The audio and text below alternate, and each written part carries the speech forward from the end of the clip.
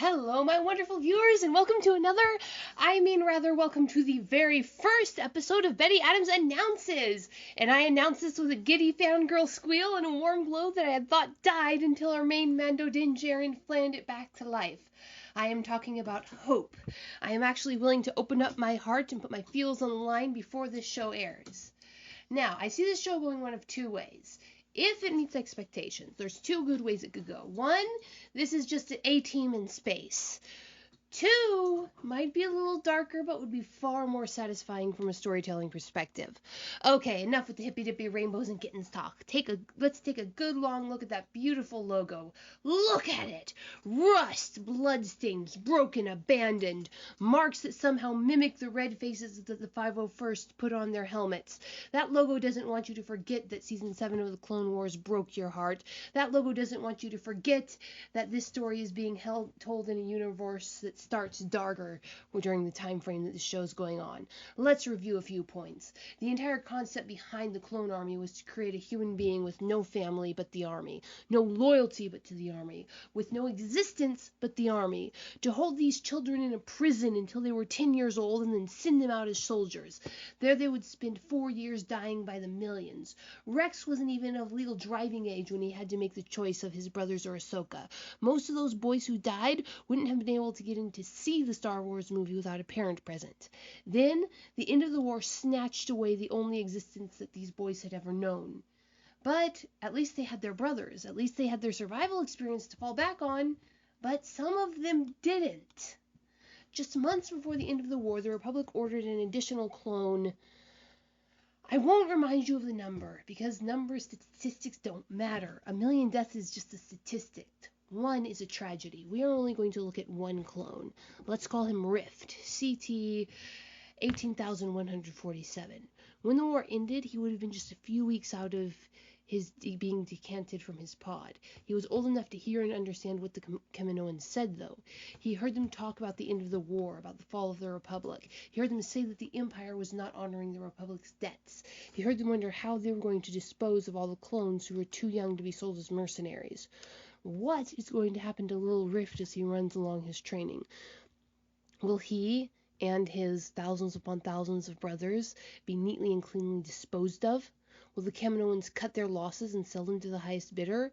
The Empire started phasing out clones almost before it took over. The Empire, which had even less respect for life than the old Republic had. The older clones were aging fast. Even if it occurred to them to protect their little brothers back on Kamino, which they'd been programmed to trust, they had neither the resources nor the time nor the experience to do anything. These were people, living human beings, literally created to be wasted. Except then you have the Bad Batch, clones who don't think like the others, clones who never blindly followed orders because they hadn't been programmed that way. They will be perfectly positioned to see these things, to watch them happen, perhaps even to interfere or to try to interfere. This could open up a world of examination of some dark themes. Remember those last episodes of Season 7. Rex and Ahsoka tried to save everybody, and it was heartbreaking to watch as it failed all around them and fell apart all around them. Is this show going to go there? Will it dare to swim out in the deep waters and ask some of the underlying questions about the worth of individual lives, even helpless lives who are, to the economy, worthless? We will see. I have hope, but not even Clone Wars itself dared to go there before it. It looks like we do have a bit of a wait before we see anything of our 5 Wandering Ronin, though. The only solid date we've been given is 2021, meaning that it might be 6 months and it might also be 18 months. I mean, I could theoretically grow a whole new fan in just the overlap time between those two speculative dates and go to the premiere cosplaying as the lone Mando and Cub with her. But just knowing that it's in the works puts a genuine smile on my face. First, to get to the official announcement out of the way. According to various sources, the series follows the elite and experimental clones of the Bad Batch, first introduced in the Clone Wars, as they find their way in a rapidly changing galaxy in the immediate aftermath of the Clone Wars. Members of Bad Batch, a unique squad of clones who vary genetically from their brothers in the Clone Army. Each possesses a singular exceptional skill, which makes them extraordinarily effective soldiers and a formidable crew.